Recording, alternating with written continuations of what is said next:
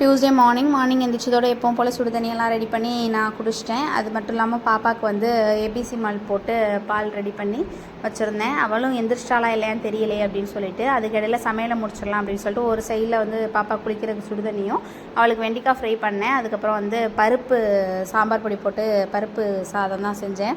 So அதை தான் அவளுக்கு சாப்பாடு இது பண்ணேன். அதை சுடு தண்ணியை போய் நான் இதில் ரெஸ்ட் ரூமில் ஊற்ற போகும்போது பார்க்குறேன் அவள் எந்திரிச்சு உட்காந்துருந்தா பாப்பா. ஸோ எந்திரிச்சு உட்காந்துட்டு கொஞ்சம் நேரம் அவள் கூட விளாண்டுட்டு இருந்தேன், டைம் இருக்குது அப்படின்னு சொல்லிட்டு. அவளை போய் குளிக்க வச்சு அவளை ப்ரெஷ் பண்ணி உட்கார வச்சுட்டு நான் போய் பாப்பாவுக்கு சாப்பாடெல்லாம் கட்டி வச்சிட்டேன். கட்டி லஞ்ச் பாக்ஸ் எல்லாம் ரெடி பண்ணி பேக்லேயும் வச்சுட்டேன்.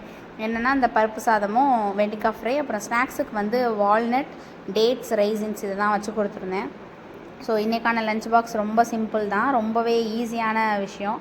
அதை பண்ணிவிட்டு அவளை ஸ்கூலுக்கும் அனுப்புறதுக்கு முன்னாடி அவள் கொஞ்சம் நேரம் என் கூட விளாண்டா. சும்மா ஏபிசிடி சொல்லி அவளுக்கு வந்து ஒரு பொழுதுபோக்கே வந்து படிக்கிறது தான். ஏன்னா ஃபோன் பார்க்குறது கிடையாது, ஃபுல்லாக நிறுத்திட்டா. ஸோ கொஞ்ச நேரம் விளாண்டா. 9 மணி ஆனோன்னே எங்கள் மாமனார் வந்து பாப்பாவை கூட்டிகிட்டு போயிட்டாங்க ஸ்கூலுக்கு. ஸோ அவளை வழி அனுப்பிட்டு அனுப்பிச்சி வச்சதுக்கப்புறம் நான் மேலே ஏறி போகிறேன். குரங்கு ஒன்று எங்கள் வீட்டு வாசலில் உட்காந்துருந்துச்சு. என்னை பார்த்தோன்னே விறுவிறுன்னு மேலே ஏறிடுச்சு.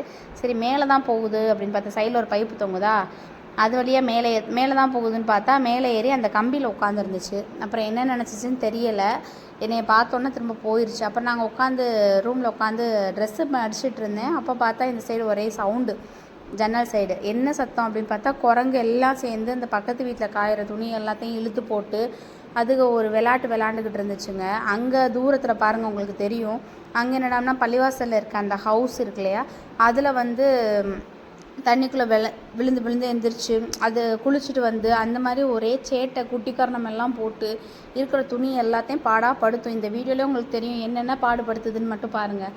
அந்த துணி காய போட்டிருக்கதை எல்லாத்தையும் இழுத்து ஒரே ஆட்டம். இந்த வீடியோ பிடிச்சிச்சுன்னா லைக் பண்ணுங்கள், உங்கள் ஃப்ரெண்ட்ஸ் அண்ட் ஃபேமிலிக்கு ஷேர் பண்ணுங்கள். தேங்க்ஸ்.